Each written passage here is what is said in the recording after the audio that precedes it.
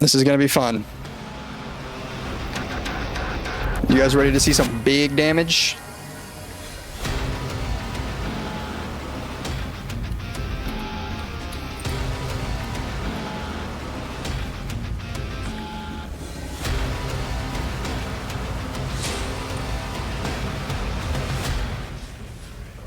And it's just that easy. What's up, Gurks? Y'all loved that previous Blood Witch video, and from that video I saw a comment specifically talking about some changes that I should make to the build. I actually saw a couple comments about, you know, what I was possibly doing wrong, how I could improve it, and you know, just general good tips.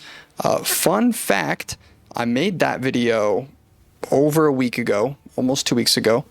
It just took forever to edit and to post and all that good stuff, and since then I have obviously kept playing the character, and my character is now a lot stronger. I did a lot of tinkering. I looked at a couple different builds, and I kind of merged them into what I think is now the perfect version of the build. So I'll be showcasing that one. We have it here today. It has more survivability, but sadly it is no longer a triple cast on crit build. I know, big sad. Nothing I can really do about that, you know, like, it's just, you can't run 3 cast on crits and be as tanky, because you had to run that chest piece that gave you 100 spirit to do it, and now I'm running one that gives me a lot of life. Why I did the changes. So I'm going to go over why I did the changes. I'll go over what the changes were, what the new build looks like, and then, you know, we'll call it a day. So why did I make changes? So I was beating endgame and I was doing a ton of damage. However, I didn't have the survivability to do it comfortably. So I'm going to showcase probably right now kind of, you know, what the old build looked like. So here you go.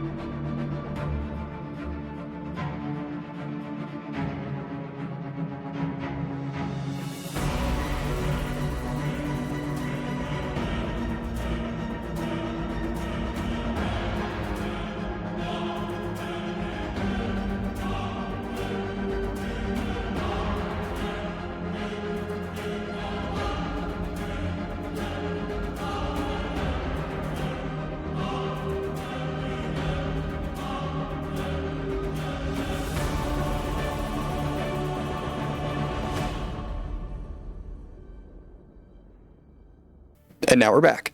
So that's what the old build looked like. And now here is what the new build looks like.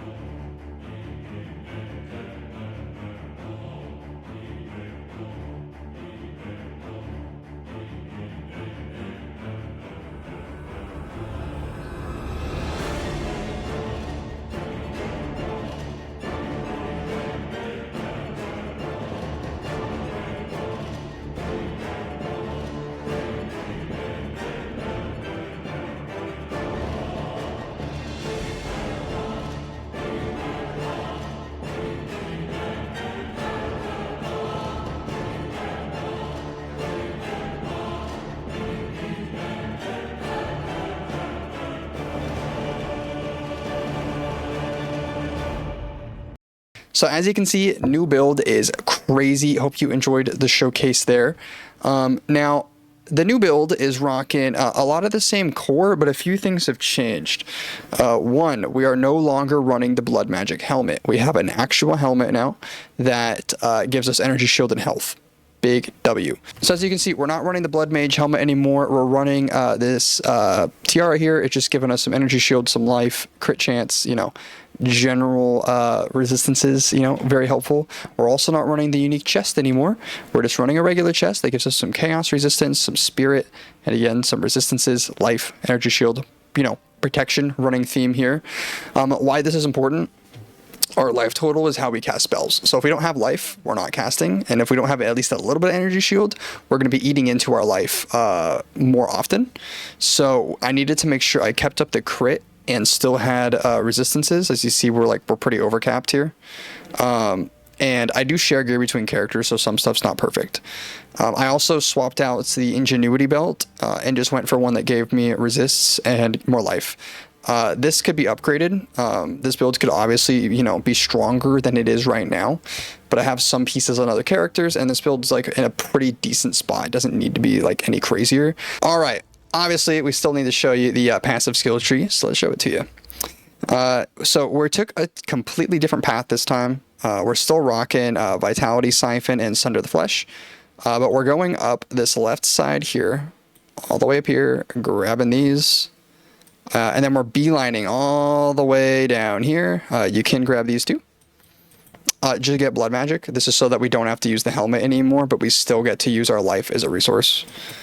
And then after that, we run up to here. We probably could get Pure Power as soon as I level up again, which we'll probably be doing. You can go all the way down here, grab all that, get all this, get all the way over here, get all these things, and down to there. It's pretty sweet. Most people, I think, will be pretty dang happy with the build. This is just a safer version of the previous tree, but you do have to beeline literally all the way over here to get Blood Magic, which kind of blows, but then you can actually use a real helmet, so, This build is fully capable of taking out all the pinnacle stuff, as you saw in the footage from before. Hopefully we put footage of that in there before. We're still running the Adziri's Acuity Molded Myths, just because the instant leech is too strong.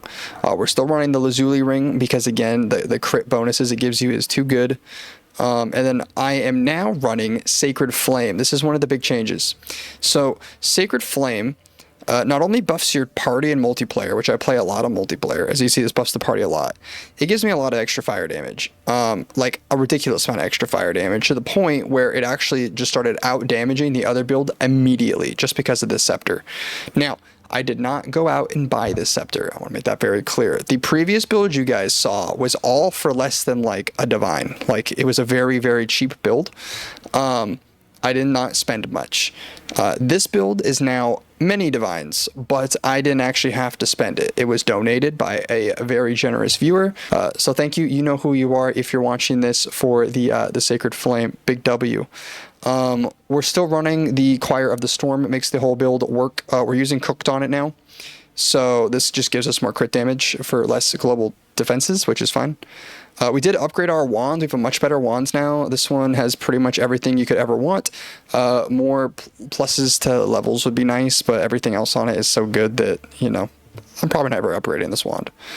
We're running the Dark Defiler Scepter and the Antler Focus on page 2 to still do the sacrifice shenanigans, because I did not want to lose that on the new build. And then moving on to the skill tree. The new skill tree, we are abusing how Purity of Flame doesn't require a spirit, so we're running a bunch of spirit stuff on it because it's not taking away from my pool. So we're running Dire Strike, Cannibalism, Herbalism, and Vitality, epic dubs. And then Lightning Bolt, it can only stop 4 instead of 5, which is really lame. On those 4, we're running Concentrated Effect, we're running Ingenuity, Considered Casting, and Spell Echo. This just gives us kind of the biggest bang for our buck in just straight raw damage. Before we were trying to spread more of them, but now I'm not, because I'm spreading a lot more of other spells, so I don't need this one to spread as much. It's doing some big damage. Life Remnants is still running Dissipate and Magnetism, and now we're getting to the big change. 2 cast on crits. Because I'm running 2 cast on crits, we actually put 3 spells on them that we change depending on what we're doing. For mapping, you're going to run a Spark, Arc, Spark with Energy, Retention, and Impetus here. That's on the first one. And then on the second one, you're going to run Spark, Spark, Spark, and Deliberation. Enlightening Mastery. This will make it so that you flood the screen in sparks. It makes add clear ridiculously easy. Now, when you swap to bossing, you're just going to do this. You're going to replace the sparks with arcs. And you do this mostly just on pinnacle bosses, but you can do it on any boss. It's fun. And now this is going to be super arc damage. which is great. It boosts your bossing damage quite a bit. I think it is super worth doing.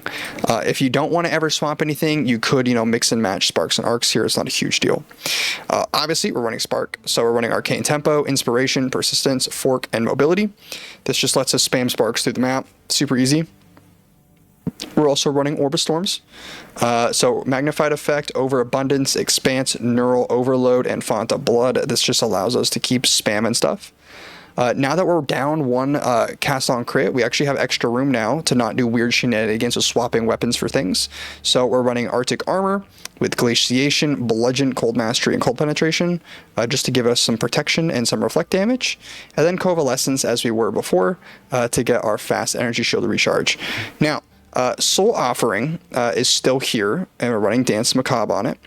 And this is because although my new build options, when I looked at all the builds, like some people went to like Chimming Staff, I just really liked the idea of sacrificing minions. I don't know. I feel like it's a good buff. So I'm still running it, and I'm still doing the weapon swap tech with the Defiler Scepter. You don't have to do it, but that's just what I chose to do. I haven't seen anyone else really working it that way.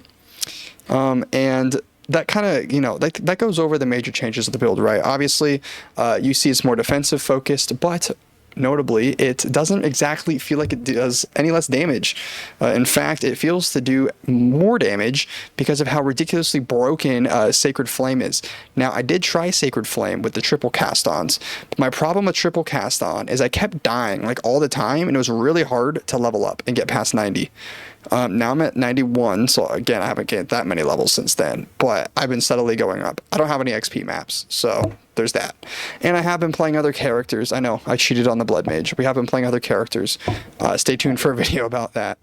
But yeah, I really, really love this character. Probably the coolest character of the season outside of the literal Cold King himself, which is that Chrono Mage that I played earlier. That build I haven't played in a couple days just because it's not nearly as fast as these builds, although that build is very cool. All puns intended. I like dropping comments. Thanks for watching today's video, Gurks. Please leave a like, comment, and potentially a subscription. YouTube has informed us that we have reached all of our metrics, to become fully monetized, except for the one which is getting 1,000 subs. It would be greatly appreciated if y'all would help with that. Without further ado, I'll let you get back to your day.